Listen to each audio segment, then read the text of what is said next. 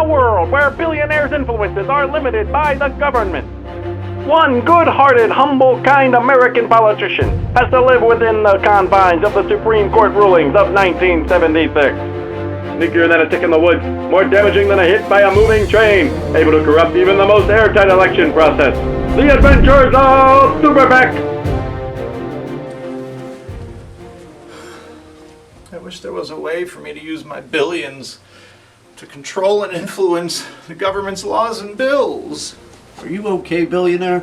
Mr. Politician, sir, please take my money for your campaign, sir. Due to the 1976 Buckley-Vallejo Supreme Court ruling, I can only accept $3,000, no more. I mean, even the risk of seeming like bribery would cause Congress to act. I wish there was a way to support my favorite candidate with my billions of dollars without looking like I'm trying to manipulate or bribe the politician. Comes the irresistible hero to all the billionaires, SuperPAC! SuperPAC? But you look just like that politician, just without the glasses. Silence! I'm not. I'm a completely different entity. I'm SuperPAC.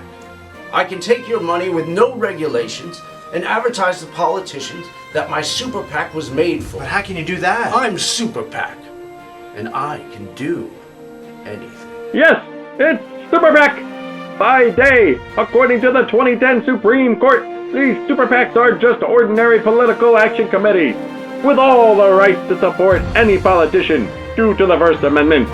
But by night, when no one's around, but the billionaire and the politicians, they become opportunities for the billionaires to lobby for their own personal interests and gain.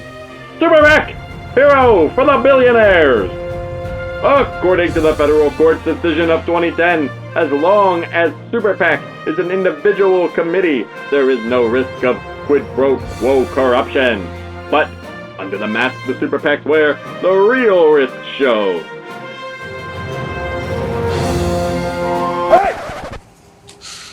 That's not fair.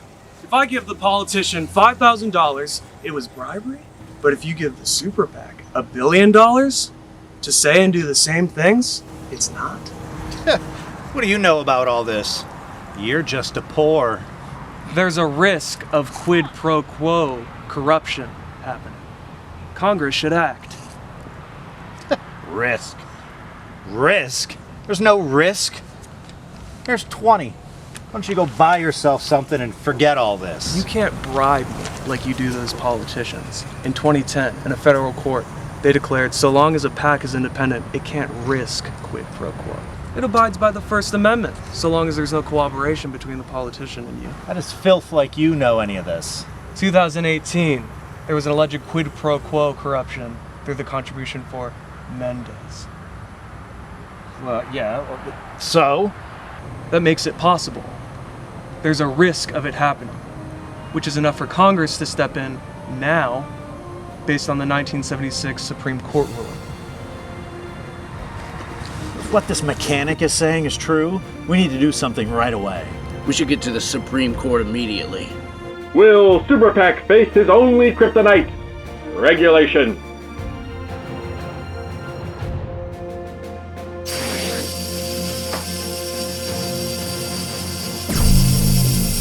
The Supreme Court allows the regulation of contributions when they create a quid pro quo corruption. Large contributions to candidates create risk, so they can be regulated.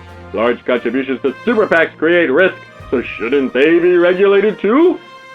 Will the Supreme Court ever review this extremely outdated and too quickly agreed upon federal court decision? It is only a matter of time on the Adventures of SuperPAC!